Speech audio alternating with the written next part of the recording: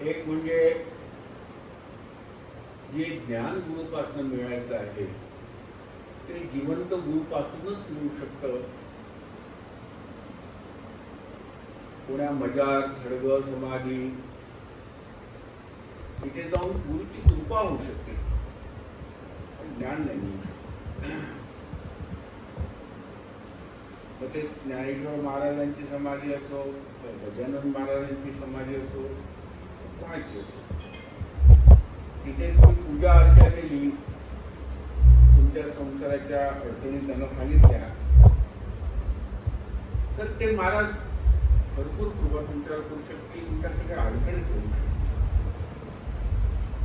परंतु ईश्वराला प्राप्त करून घ्यायचं जे ज्ञान आहे ते ज्ञान मात्र मला देऊ शकत नाही, कारण ते ज्ञान मुखाने द्यायचं, तोंडाने द्यायचं.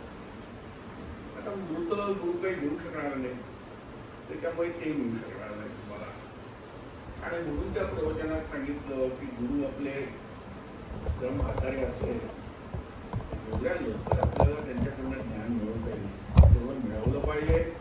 कारण ते जर आपण नाही मिळवलं कधीच मिळणार नाही, कधीच मिळणार नाही ज्ञान, तर मग आपलं काय बिघडणार आहे? काहीच बिघडत नाही, कारण आपल्याला माहितीच नाही की ज्ञान मिळाल्याने काय चांगलं होणार आहे आणि काही वाईट होणार आहे, काही नाही.